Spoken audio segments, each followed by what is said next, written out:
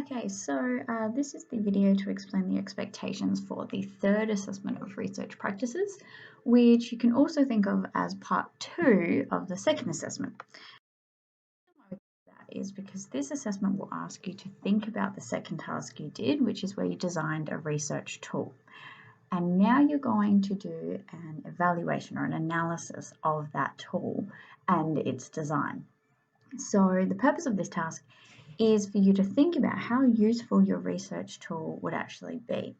So when you designed it, if you only wrote the questions, then you have a lot to talk about. You can tell us how that is not useful because it's unethical, there's no permission slip, you couldn't actually send it out. But if you did do a lot more work for the first part and you designed your email and your email script and your phone script and your permission slips and your questions and you thought about the purpose and you thought about the audience, then fantastic, because now you have a lot more to talk about. If you did the research, you can have a look at how this actually impacted what your tool functioned as. So you could have a look to see, right? My respondents all misinterpreted question 3, so that tells me question 3 didn't really work. Or my respondents only answered the first 2 questions of my survey because my questions were too hard, or they were too long, or they asked people to write too much, or they were poorly designed. So this is your chance to now look at what you've done and really critically evaluate if it is a good research tool.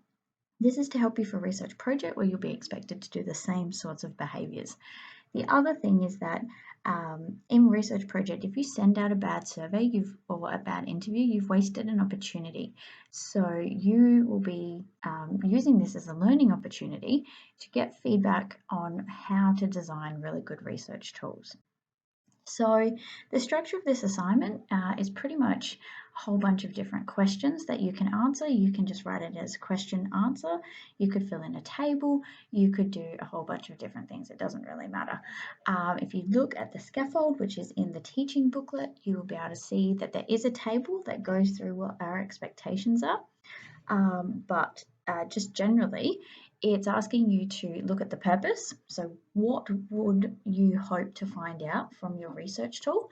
And for that question, I'd definitely be going back to our original assignment where we're looking at quantitative, qualitative research tools and thinking about what does a survey actually help you learn? What does an interview actually help you learn? Then you're going to talk about usefulness and limitations. So, how is this source useful? Would it actually get answers? Are your questions well designed?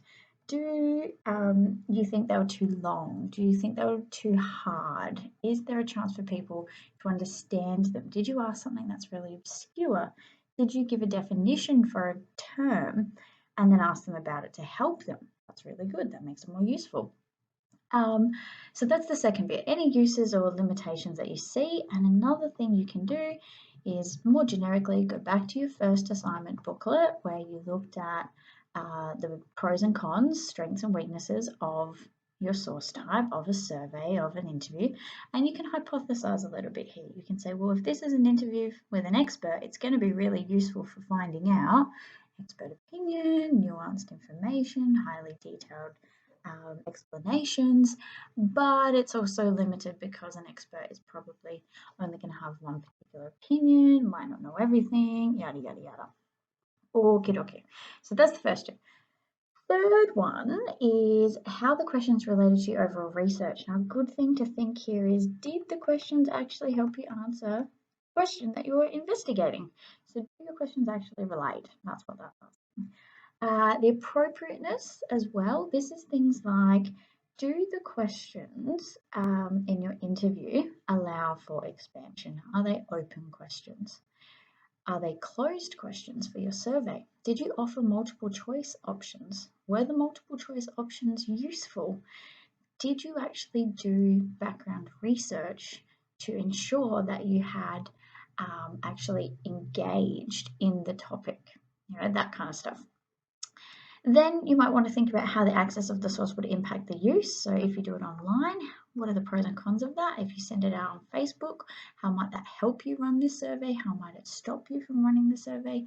If you were going to email experts and the experts that you were thinking of doing were in Alaska, how might that impact your ability to actually communicate with them? You may also then want to think about your language. Were you professional, casual, formal, informal, clear, sophisticated, and then why?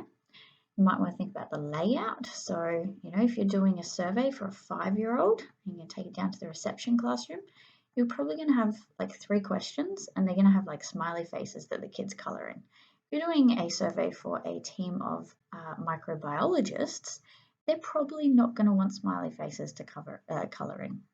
So just thinking about how your format has changed depending on your context.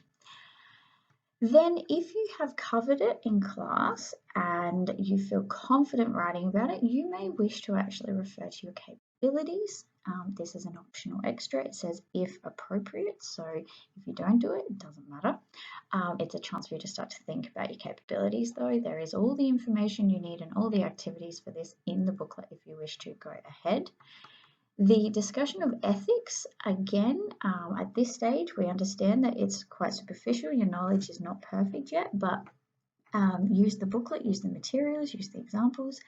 You should be able to talk about why ethics were important, how you were ethical. If you did a permission slip, you were being ethical. If you kept it anonymous, you were being ethical. If you asked for permission in your email script, you're being ethical. Talk about why. There's that really good PowerPoint on Sector that talks through why ethics is so important. Go and get it and access it and use it. And then if you have any other comments about your tool, you might want to just refer to them in the end.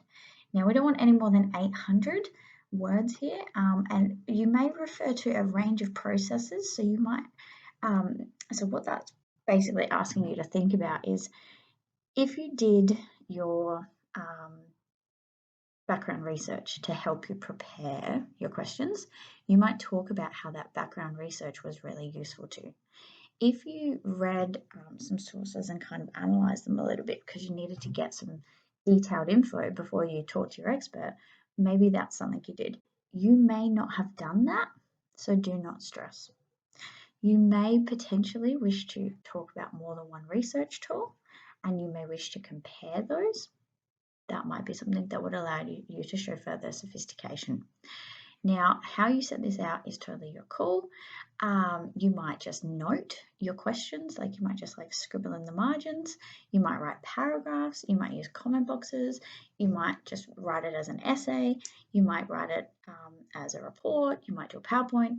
You might do an interpretive dance. It's really your call. Okay. If you do refer to anything, then use references and bibliography and negotiate your due date with your teacher. This task is clearly outlined in the book. There is a scaffolding page straight after the task sheet, which you can use to refer to for further information. Good luck!